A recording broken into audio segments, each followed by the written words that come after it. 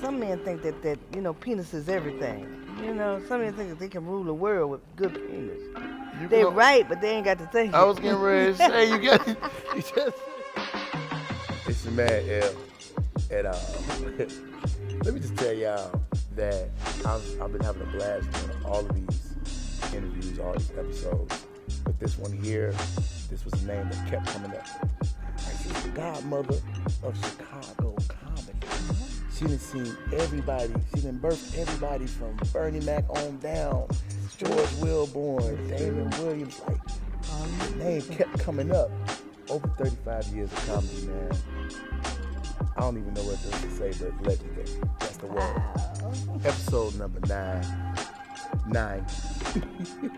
Did you put them 9 fingers? I think I eight? put, Okay. yeah, it's 9 this time. Episode number 9, Soul of Comedy.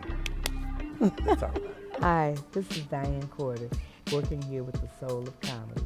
And you know the host of this great show is L.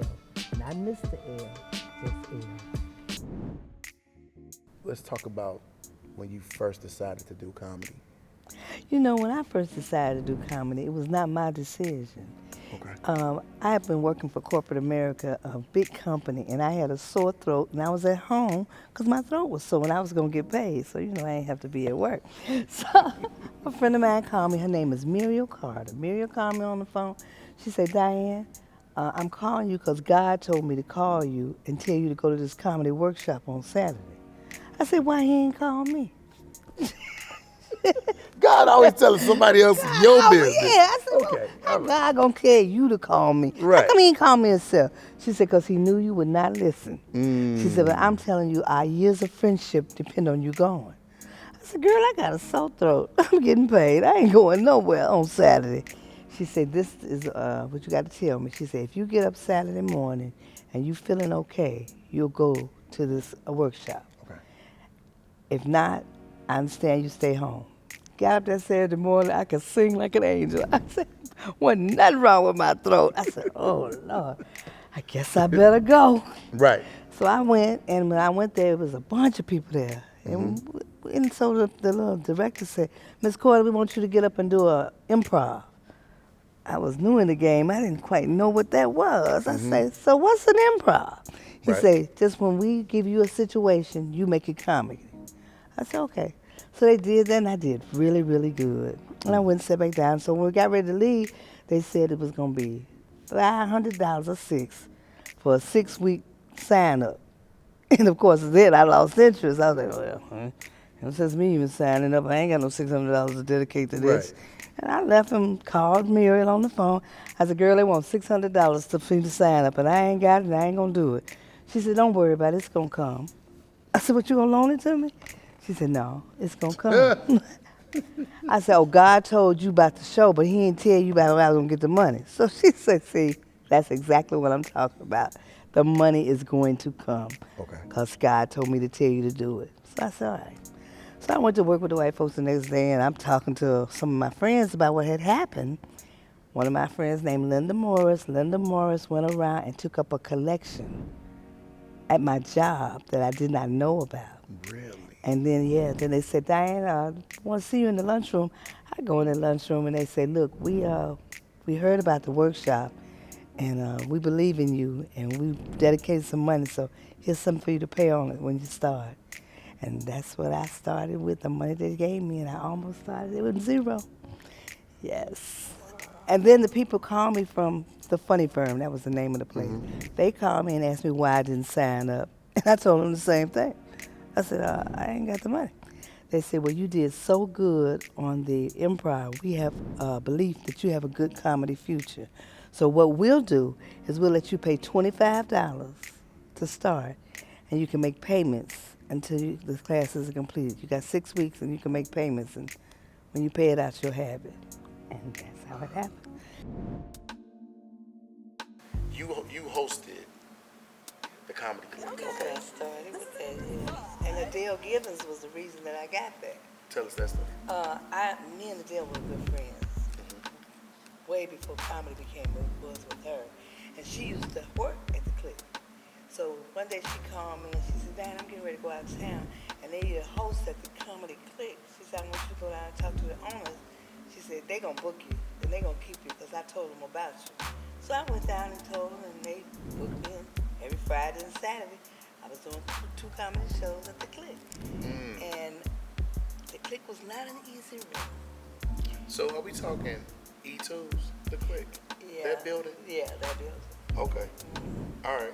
And they had a dance room upstairs where they boom, boom, boom, boom, boom, boom. Right. And they had a comedy downstairs. Right. So if you was not a funny comic and you was downstairs and people heard the music upstairs, you suddenly became uncomfortable because people wouldn't be listening no more. And it was very, very graphic. They would say, Chicago. They'd be like, Diane, come get him. I said, oh, no. I go and get him off stage with embarrassment. I'm sorry, baby, it's just not for you. But a lot of comics came through me that were learning in the game, like Damon Williams, J.D., B. Cole, Cherie Luckett. I can just name the comics. Dion Cole. And I see him on TV now, and I be like, dang, I remember when me and him used to do comedy together, and it was just a funny thing, but now he's a funny star. He's a star. Yeah, and D-Ray, and Leon Rogers. Yeah. All of them. I'm telling you, your name kept coming up. Yeah, because all of them remember me, because I was a teaching comic. I would try and make them funnier, but I wanted them to realize this was a business. I'm so happy with my life right now. I got a vibrator. How many ladies in here got a vibrator? Oh, this some bull. This some bull. They have not sold 20 million vibrators. They ain't got name of me and that happy lady back there. I know I'm right. I had to go to therapy. I was so into my vibrator, I thought it was a real person. I done painted purple and was calling it Prince. Leaving it by the bed, leaving it messages. Love you. Be home soon. Can't treat it like a fun business. You got to treat it like a business. Right. Like when you go to work with the white folks, you got to be on time. When you go to work for comedy, you got to be on time. So if they would come to work for me, because I would book the room at the Click, and if they would come and I sign them for the book that week, they be late, 5 minutes, I replace them. Because it wasn't no sense of me waiting 10 minutes on you to get here and this comic sitting here and want to be up. And Marlon Mitchell is one of my favorite comedians because when he tells the story about me, I have to laugh. Because, he tells the truth, like I used to say it. Hey, you want these $50? You better go on up here to Mickey and work. They go up here and work. The Mickey, he say, I signed him for a show one time, $175, and it was 400 miles or something like that. When he tells me. It's really funny, but I've had so much fun. I respect the comedy world in Chicago so much because there's some funny comedians here. My first bomb was at college. Yeah. There was a lot of people there? Well, it was college kids, and I'm grown, so me and them didn't generate together, What I was talking about, they hadn't done. Oh. So they couldn't relate. And I told them, I said, well, when y'all get grown and grow up, I'll come back and do some comedy for you.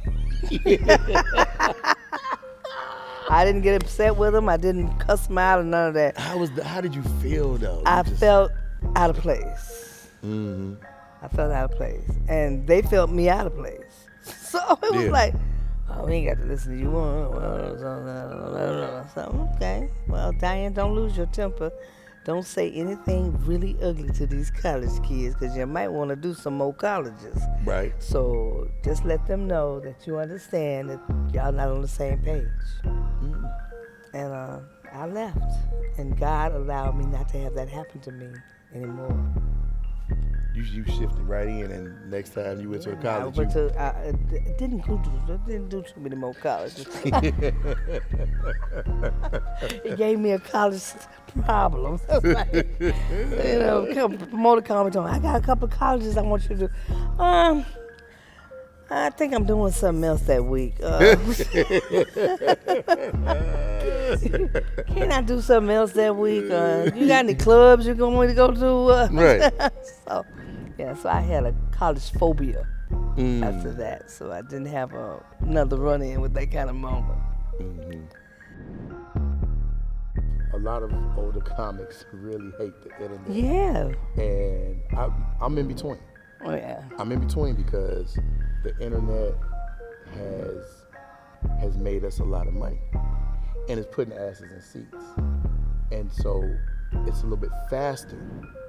And I think that's where the problem comes in with the older comics. They feel like these younger comedians haven't had pay no dues. They ain't pay no dues. They ain't pay no dues. So that's the. Yeah, that's the anger. That's the disappointment. You know, I had to get on the road and sleep in hotels with no soap, and you know, ride with comics. I ain't like it, they didn't like me, but we all had to get to the same place. So it's just a whole different world. So that's nothing new then, because it's some comedians I do not like. And you know what I'm saying? Yeah. And ain't nothing that they did personal. It's just their aura. It's their energy. Yeah. You feel a thief in them. Yeah. Some of these niggas ain't got Like you do a joke, and before you can get to the stage with it, they doing it your joke. So people don't like to work with comedy thieves, but now the internet makes that a position where they can be comedy thieves, and you don't know they're thieves. Because whoever get it out there first. Whoever get it out there first, they think it's theirs.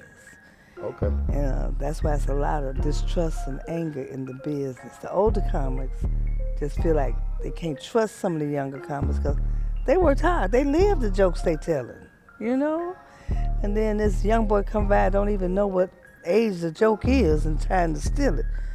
You wasn't around when I was doing this. And when I was going through this. Right. To even be funny. Be funny. This is my pain. Yeah, this is my pain. And I tell people, I say, you realize why the comedy mask is a smile up and a sad face down? Because that's how comics live. They live sad to make you smile. So that's why the mask looks like that. It's a sad face and a clown face, laughing. Because a lot of comics went through a lot of pain to make people laugh. I know Valentine's Day was just the other day. All y'all all happy and shit. I got some. You got some? You got some? I ain't get shit. But I ain't so upset about it because I don't like Valentine's Day. I think that's the worst holiday we ladies get, right there, Valentine's Day. I got something. Let me tell you something. You think about this. You fuck for an entire year for a balloon. What can...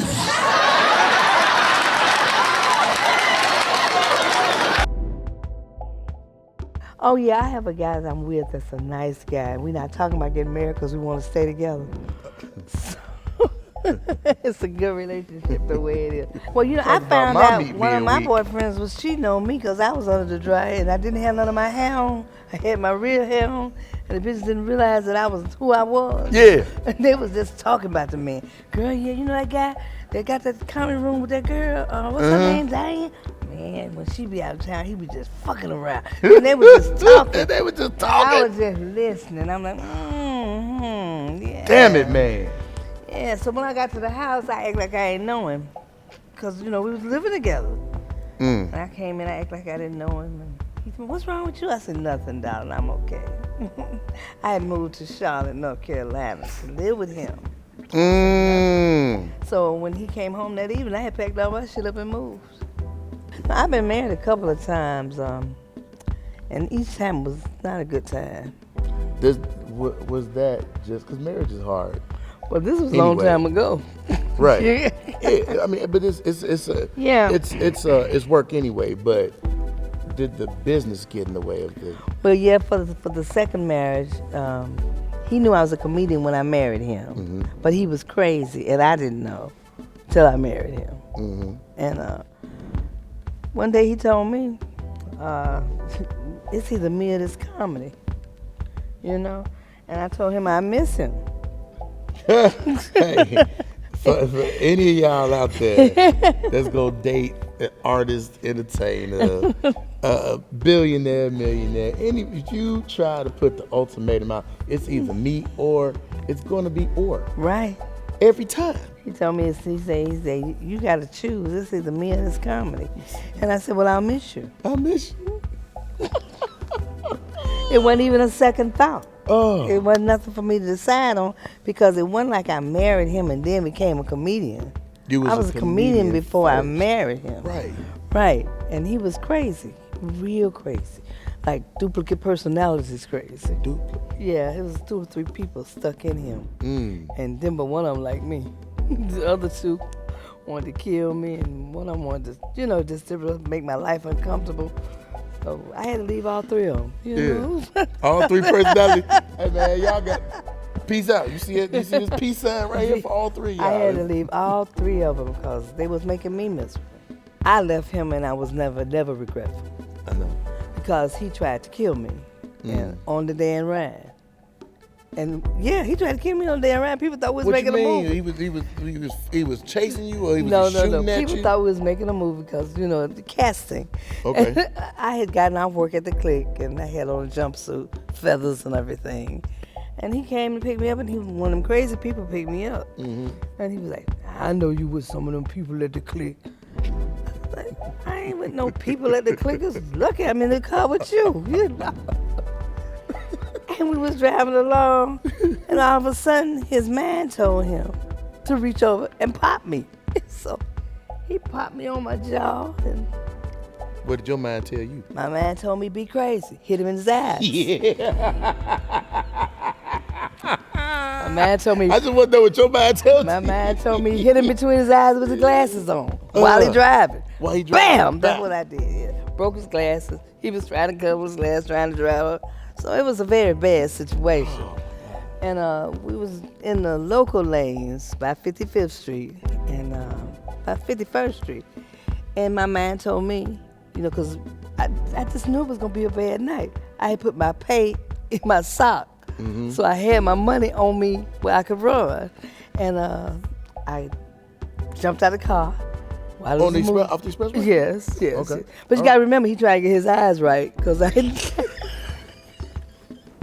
I had hit him in the eyes with his glasses. So you gotta remember, he was trying to get that right. So you had slowed down So it enough for slowed down, yeah. So when he slowed down, I jumped out the car and ran up the ramp at 51st Street and ran over to the police station. Okay, I'm a happy lady. I've been married 6 times.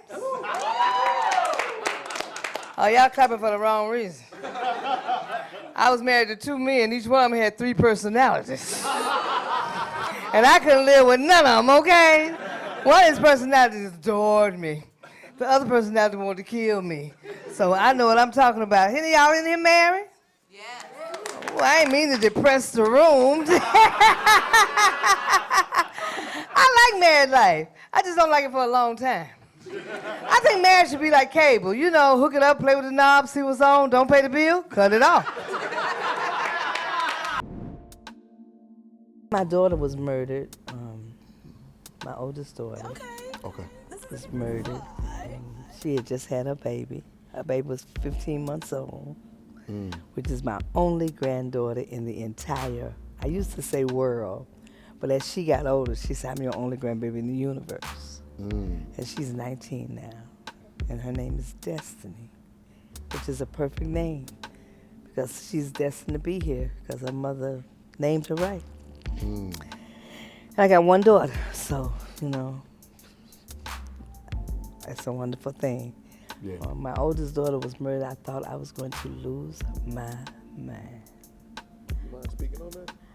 Okay, I seriously thought about killing myself. And my daughter that I have now, his name is Delisa. Delisa was maybe like 9 or 10.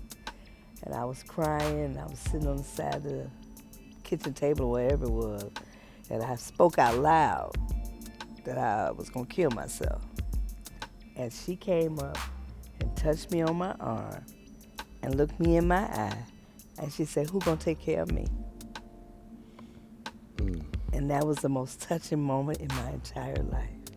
Because she brought to my memory and my reality that if you kill yourself, you're gonna be leaving me here. Ain't nobody else gonna take care of me like you. So think about that kill yourself thing. And I did. It's like God said, okay, we took Danielle, she's at her peace, but I'm gonna give you an exact duplication of her. And that's what destiny is. Does she ask you questions about her? Like what age did she start asking questions? Or She doesn't really ask questions.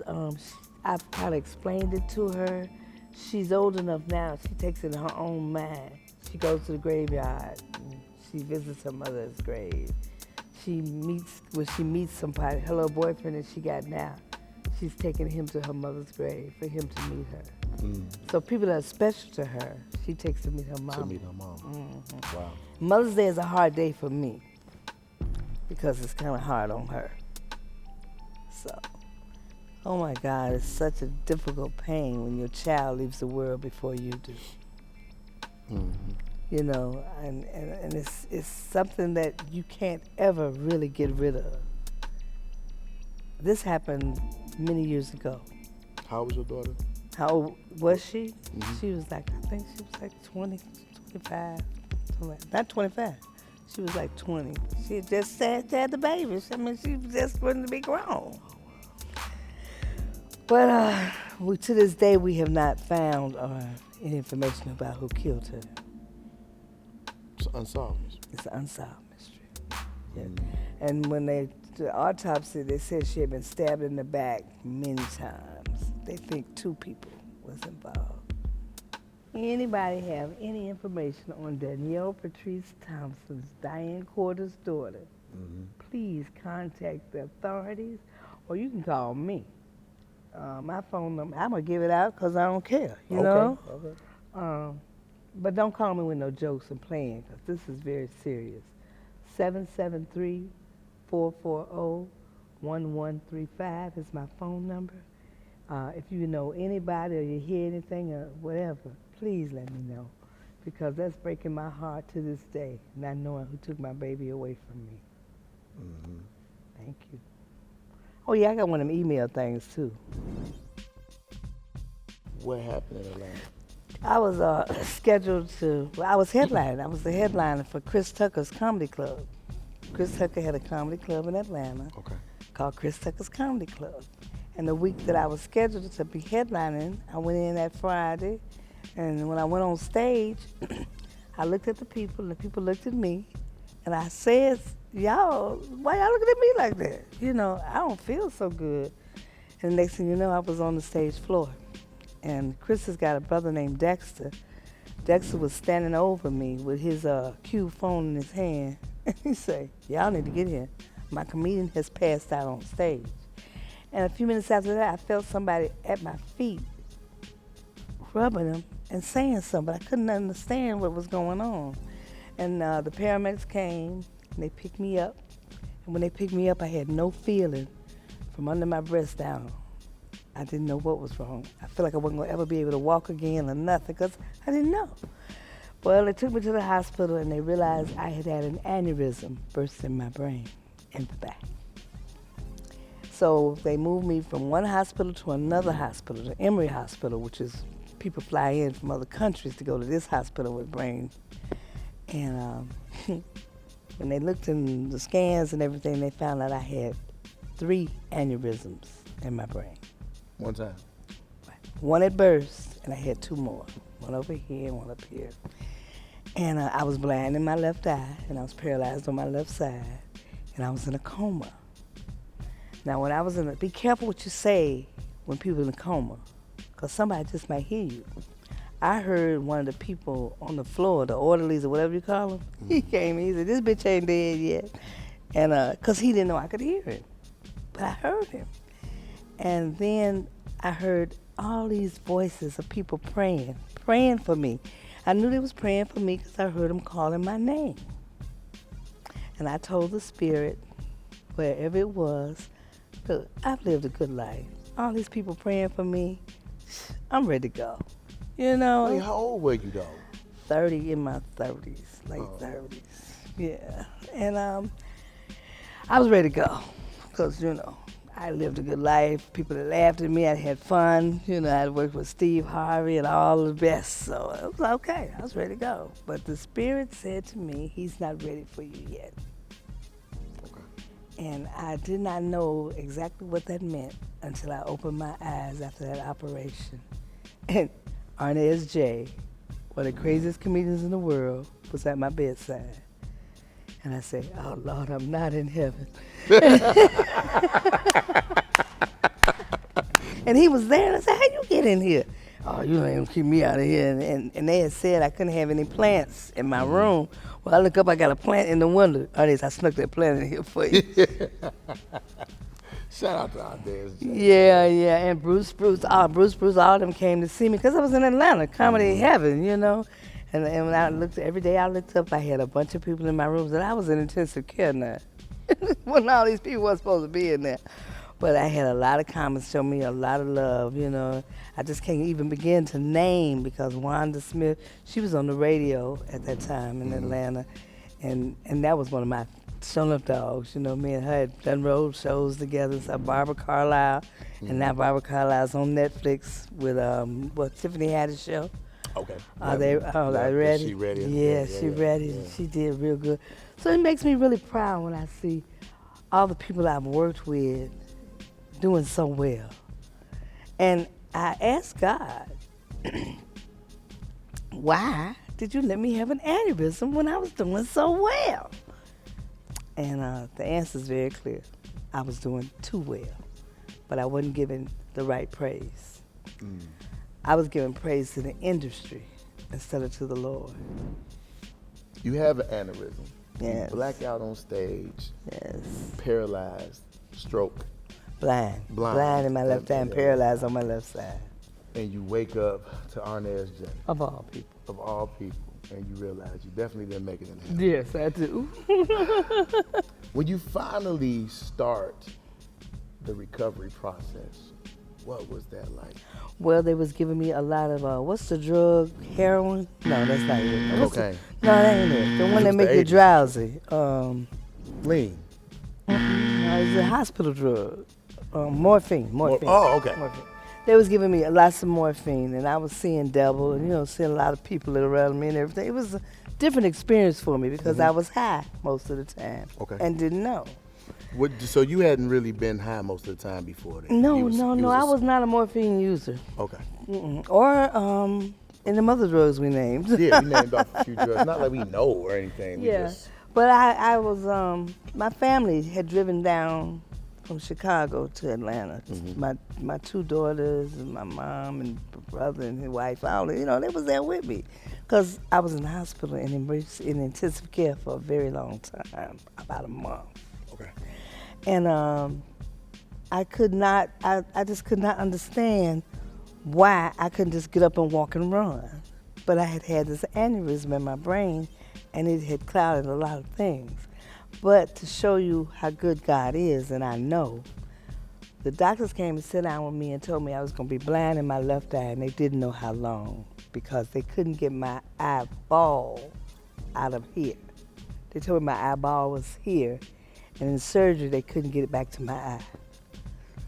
So I was like, dang. But your eyeball fell? Well, when they did the surgery, yeah, my eyeball descended down in here, and they couldn't get it out without damaging me. Without damaging you. Yeah, and so they said, well, she'll just be blind.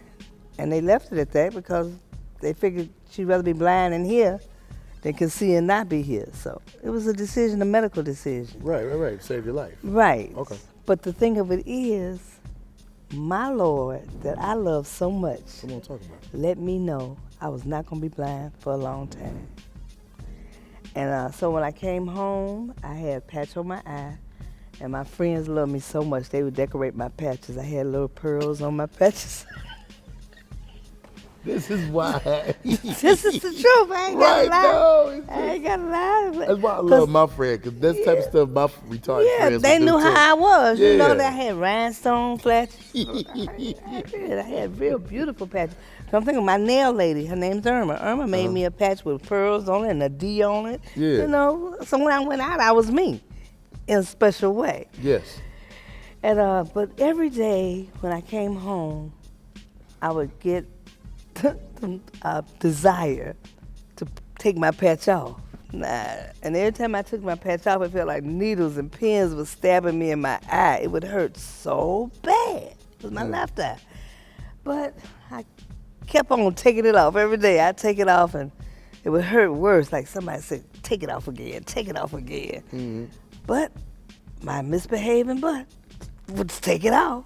And one day I took it off and I saw 3 of everything.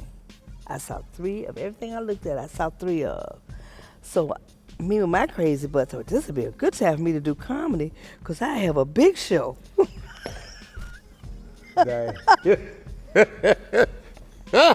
Okay. Because I have 3 people as one, you know. That's what my thinking was. And that's how I felt, you know. There, 3 people, everything I could see in 3s. But then when I take that patch off, it would hurt. Mm-hmm. So I wait a day and I take it off. And then I decided I was going to start driving because, hey, it was just a patch. So I had to turn my head all the way around. But, you know, I was a little crazy at that time, I believe. But, so I took the patch off. And then one day I took the patch off and it was 2 of everything. Okay. 2 of everything. I had lost a person. So I'm like, dang. I believe it. Like, come on, God, what's going on? Right. So one day, I pulled the patch up, and it was 1 of everything. And I could see out that eye. Yeah. And I went to the eye doctor at Cook County, and the guy, he said, Miss Carter, can you see? I said, yeah. I said, it's only 1 of you, too, you know. And we laughed about it. Then he did the exam, and he said, you know what? He said, I have done this job for a lot of years, and I cannot honestly say that this has ever happened since I've been doing it. I said, what? He said, your eyeball has returned in place, and you say you can see out of it. He said, this has never happened. I said, it's called a miracle, baby. I'm telling you what it's called, because I know, because I experienced it. Yeah. I said, I can see now. And then I went and got me some glasses, and, you know, I was doing shows. But my very first show after I had, Bernie Mac called me on the phone. And Bernie, Lord bless his soul, I was at home because I couldn't do no shows when I first came home because my equilibrium was off and everything. Yeah. You learning how to walk and talk. Right. And my height was off and my memory was off.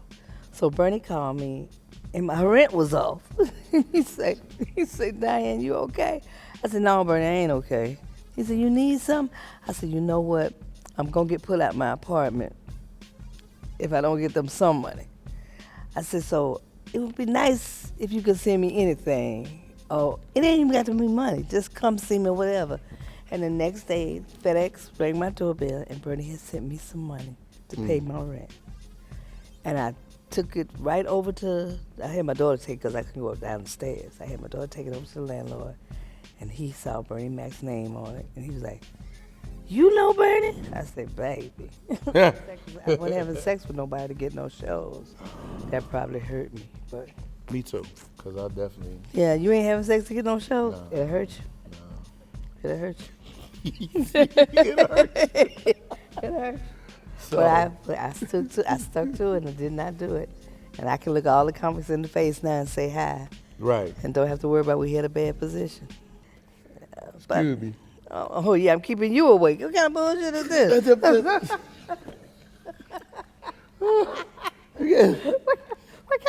kind of interview is this? You know the lights is making me sleepy all in my eyes. I done y'all a couple of times. Yeah, Been low key I with know. like, I know. He first did it like this. I said, I ain't gonna say nothing about him yawning. But then when he just did that with noise, I said, I got to say something. What kind of interview is this? You yawn and holding your mouth. You know? we gonna As cut I them, talk we to gonna, we you. gonna cut them parts out. No, leave them He in. said, leave me in. All that yawning and shit. Oh, this young, and he a young man. I just I'm be about to up. go to the gas station and get you some pills. Get the gas station pill. Go to the gas station, get you some of them gas station pills to keep you up. Keep me up. Over here, yawn. I be the fell asleep with the thing straight up. Just, Yeah. I need a nap. Don't do what you do, man. Look, I used to have a guy that, you know, not many men have kept me pleased a long time, but Okay. I used to have this guy. He really was good. He was so good, and he was unemployed. That's usually how that works. I would bring applications home and wouldn't give them to him. I'm scared he gonna find a job. Let me find a job. Boy, you ain't too never busy. got to work. Right. I'm going to finance this meat. That's when I was a younger girl. But yes. Now you gotta work. You got to get a pension or something. This guy named Todd Lynn. Todd Lynn's resting, his soul's resting now. Todd called me. He said, Diane, you ready to start back doing comedy? I said, I think so. He said, I'm going to bring you to Cincinnati. I said, okay. Still had my eye patches on. Went to Cincinnati, got on stage, told the same joke twice, and wondered why they didn't laugh. Got mad at them. You get mad at The audience, because I told the same joke twice. But I didn't realize I had told the same joke twice. And I looked at them, I said, why y'all didn't laugh? The joke work everywhere else? And one guy said, you already told it. I said, okay, well, y'all know I'm healing. I had to explain that. And that's how you reel them back in. Yeah. I love it. Yeah, so I had, and God just brought me back a little at a time. And now I'm back. I know you wish your girlfriend was a freak like me. I know you wish your girlfriend sucked dick like she.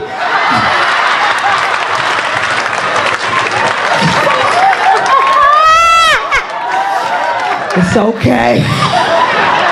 It's okay. You got a man. Fuck these hoes, okay? You brought dick with you because you do what you got to do. I ain't mad at you. I know the white girl over there was mad that I ain't pointed at her. No, I suck dick. Why you ain't pointing at me? Who was the first person to call you the godmother?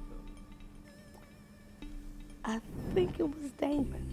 I think it was Damon Williams. That was the first person to tell me that. Yeah. To say that to me. Yeah, and then it started catching on because a lot of comics, as the years passed, still knew Diane, you know. And when I had the aneurysm, I had to take off for a long time. And I didn't lose my sense and character for popularity. You know, comedy is popular. What's next for this next chapter for Diane Corder? The return. Well, what I've always wanted, even before I had the aneurysm, I wanted to open up a comedy school. I wanted to open up a school for comedians. You could be a regular working comedian or a just starting comedian, but I wanted to open up a school with different levels of comedy, like the beginner. When you first start, it's your dream and you want to get it done. I want to tell you what you need to do and what I didn't do and wish I had done. What I didn't do and I wish I had done was got an agent. Early. You know, because it's hard to pass me off now, you know. I think if I do a comedy school or a comedy class or something, I could help somebody else. Then they won't have to work and struggle so hard. I had some hard times on the road, you know? I mean, I went to do a show one time and the guy had rented a condo for me to do the show in, but it was 5 of us. And it was a 2-bedroom condo. Condom. Two-bedroom condom.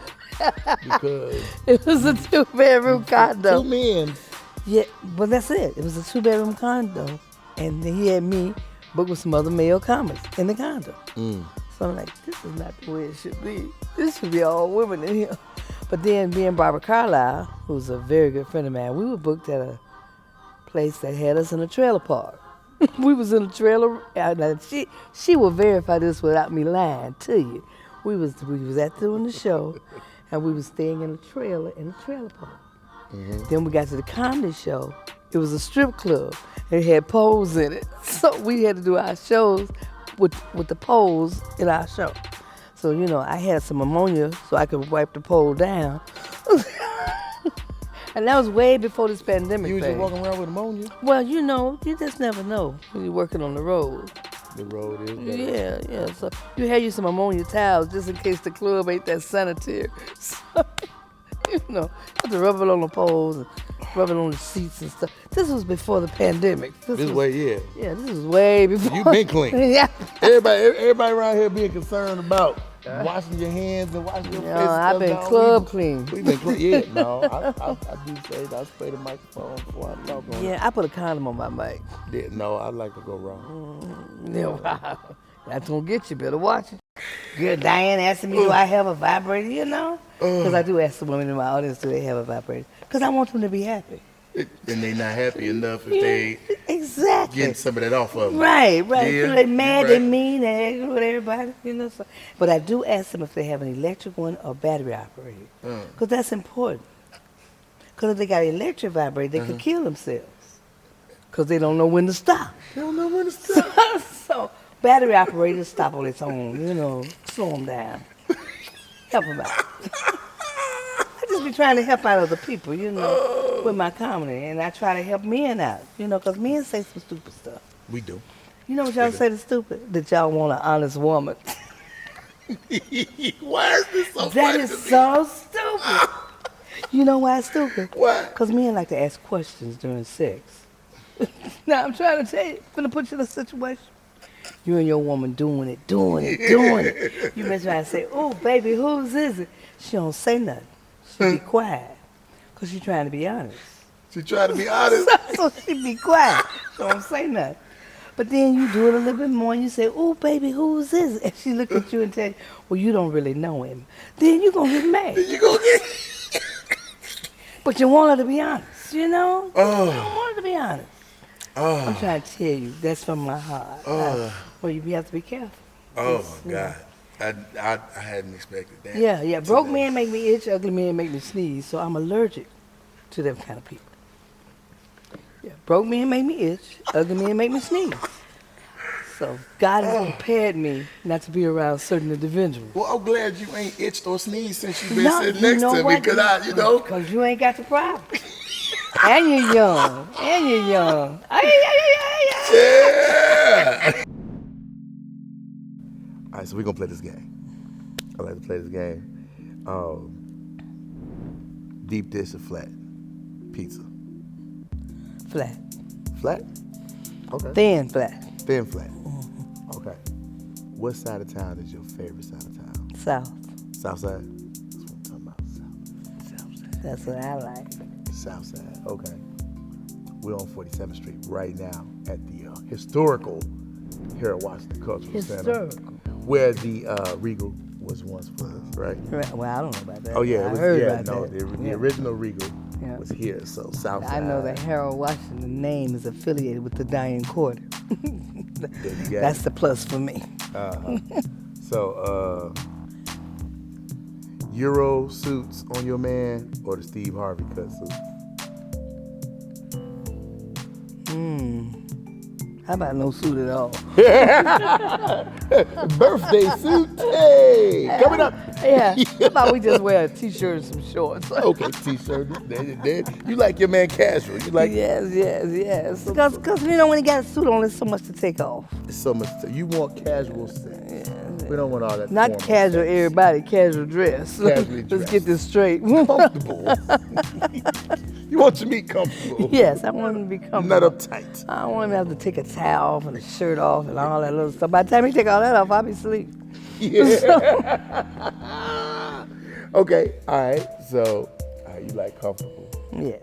flat, south side. All right. So let me ask you this: horror movies or comedies? Comedies. All that. Oh, easy to answer. Easy answer. My first bad movie was a horror movie, and I had a bad life after that. Oh Lord, jeez. So wait a minute. Romantic comedy's cool. Yeah, romantic comedy cool. Okay. Yeah. All right. But I don't need it. I heard that Chris Rock's got a horror comedy out now. Yeah, he was talking about it on television. He got a horror comedy. I might go see that. I think we're gonna go see. I'm gonna take my girl to go see it. She was asking about it last night. So Yeah, I might go see it because I like Chris. All right, babe. Came up second time. This is the second time I heard about it. We going to see the movie. Yeah? All right. All right. So. Y'all going together. I'm not going to interfere. Just want to let her know, I ain't that kind of girl. Okay. Just want to let her know I ain't that kind of girl. Right. I ain't trying to go to the movie with y'all. We ain't gonna be doing the we do that old three-wide thing, Get a little seasoning with your meat. Okay. Well, I don't think I want to do that. And your name is L. Yeah. She know that, right? She knows that. Because if she mess around and call you D, No. messed up. She ain't never said nobody's name but mine. But it's easy to remember. I have messed up, but it's all good. I'm still alive. You still alive to tell the story? I'm still alive to talk about it. That's the blessing. Okay. Oh, that's funny. Okay. One more. One more. One more. Flat, Deep, casual. casual. Trump or Obama? That ain't a question. That's not a question. Let me go. I got one more for you. He said Trump or That Obama. ain't even a question. Right. We made way more money with Trump. Look. That's what he said. Don't put my mouth on that. Don't put my mouth on nothing say Trump, okay? Oh. I got a bad situation about him, okay? What you say? These just jokes. Yeah, yeah. Okay. Diane Last. Corder say that. Diane Corder say that. All right. Last one. Do you prefer doing shows on the road or doing shows at home? Home. When I was a younger girl, road. But now that I'm seasoned and grown, home. There it is. Yeah, because there's a lot of stuff on the road. It is. And all of it ain't good. Mm. At home, all of it ain't good, but I can go in my own bed and go to sleep and don't have to worry about it. On the road, when it ain't good, I got to go in the hotel and maybe not worry about it. Maybe. Yeah, so, no, home is better for me now that I'm grown.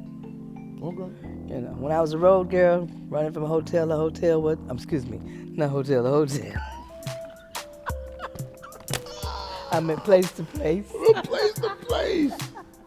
Running place to place was not a problem. Oh, wow. Now that came out real wrong. I mean, you know, that could be misconstrued. It You hear that great man Yeah, English? you got the Hear that great English? I went to school for a while. misconstrued. Misconstrued. That's what's called education.